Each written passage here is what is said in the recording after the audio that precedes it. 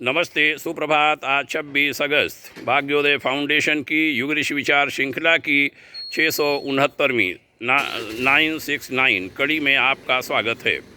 गायत्री और यज्ञ का अन्योनाश्रित संबंध आज की पुस्तक पृष्ठ 2 पर पूज्यवर आचार्य श्री राम शर्मा जी ने यज्ञ का महत्व शीर्षक से लिखा था। भारतीय परंपराओं के प्रचलन में तत्वदर्शी ऋषियों ने बुद्धिमत्ता, सूक्ष्मदृष्टि, उपयोगिता एवं तथ्य स्थिति को पग पग पर ध्यान में रखकर ही कदम उठाए हैं। यज्ञ को प्राथमिकता देते हुए भी उनने अनेकानेक तथ्यों को ध्यान में रखा है। उपयोगिता रहित प्रचलन वे कर ही नहीं सकते थे। प्रमुखता देने के क्रम में भी उन्होंने किसी कृत्य की प्रतिक्रिया और उपलब्धि को ही ध्यान में रखा। यज्ञ को धर्म कृत्यों में प्रधानता मिलने में ही उसकी भौतिक एवं आत्मिक उपलब्धियों को ध्यान में रखा गया है। सामान्य जीवन के परंपरागत धर्म कृत्यों में यज्ञ अविच्छिन्न रूप से जुड़ा हुआ है। जन्म से लेकर मरण पर्यंत खोड़स संस्कारों का विधान है। वे सभी संस्कार यज्ञ परक हैं। यज्ञ के बिना इनमें से एक भी संस्कार संपन्न नहीं हो सकता। यज्ञोपवीत का नाम ही यज्ञ की प्रधानता का बोधक है।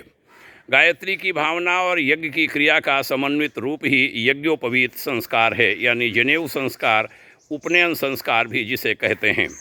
विवाह संस्कार में यज्ञाग्नि की वर वधू द्वारा परिक्रमा किया जाना ही प्रधान कृत्य है।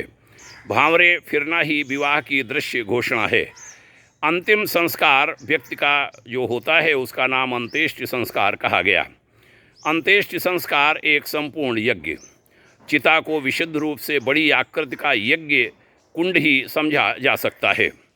उसे पूरे या अधूरे विधान के अनुसार किसी प्रकार क्यों न जलाया जाए, यज्ञ से संबंधित कितने ही नियम उसमें पालने पड़ते हैं। पूर्णाहुति के रूप में कपाल क्रिया घृत आहुति के साथ संपन्न की जाती है। वह भी एक यज्ञ है, यानी सभी संस्कार यज्ञों के साथ। यज्ञ का बड़ा गहरा संबंध मनुष्य से। आइए यज्ञ के महत्व को समझें। यज्ञ माने त्याग, दूसरों के लिए ज़्यादा, अपने लिए कम। अपने लिए कठोरता, दूसरों के लिए उदारता, इसी का नाम यज्ञ है। मित्रों, आज मदर टेरेसा की जयंती है। वर्ष 1910 में आज के ही दिन जन्मी मदर टेरेसा को संत की उपाधि मिली थी, क्योंकि उनके खाते में अनेक दीन दुखियों की सेवा के कई कार्य अंकित हैं। माँ को श्रद्धांजलि, उनका जो बृहद परिवार है उसके प्रति भाग्योदय, शुभकामना, सद्भावना। ओम शांति।